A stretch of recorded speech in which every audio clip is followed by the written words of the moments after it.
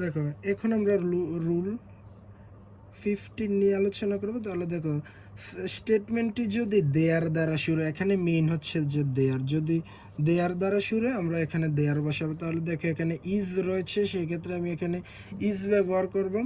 যেহেতু এখানে কোনো নুন এবার নেই, সেক্ষেত্রে আমরা ইজন্ট আর দেয়ার বসাবো শেষ। আর 16টা দেখো সাবজেক্ট যদি নাথিং হয় তবে কোশ্চেনটাকে সাবজেক্ট হিসেবে আমরা ইট ব্যবহার করব।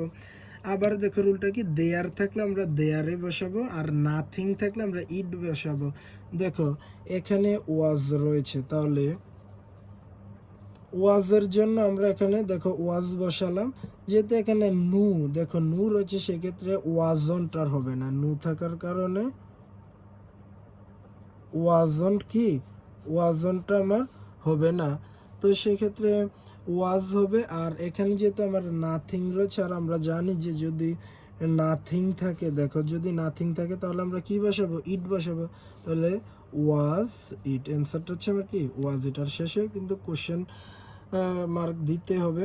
এবার দেখো নাথিং ইজ ইম্পসিবল, যেহেতু এখানে ইজ রয়েছে আমরা এখানে ইজ দিলাম। নাথিংটা কিন্তু তোমার অলরেডি নু এর কাজ করবে, প্লাস নাথিং এর পরিবর্তে আমরা ইট বসাবো, তাহলে ইজ ইট।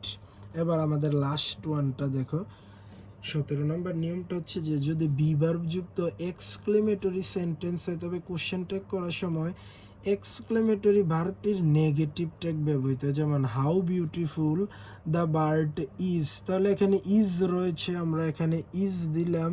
আর এখানে যেহেতু কোনো নট নাই, সেক্ষেত্রে ইজন্ট আর দ্য বার্ড, দেখো দ্য বার্ড পাখি, ব্যক্তি ছাড়া অন্যান্য কিছুর ক্ষেত্রে আমরা ইট বসাবো, তাহলে ইজন্ট ইট। আবার দেখো কি বলেছি আমরা, যেটা একদম লাস্টে থাকবে আমার অক্সিলারি ভার্বটা ওইটা বসাবো। আর অবশ্যই আমরা না বোধক নেগেটিভ ইউজ করবো ইজন্ট। আর যেহেতু দ্য বার্ড পাখিটাকে বোঝানো হয়েছে, তাহলে ইট ইজন্ট ইট। তো এগুলো হচ্ছে আমাদের সম্পূর্ণ কোশ্চেন ট্যাগের যতগুলো নিয়ম রয়েছে আমরা পার্ট পার্ট আকারে কিউআর এর মাধ্যমে দিয়ে রেখেছি। এগুলো খুব ইজিলি তোমরা দেখতে পারবে।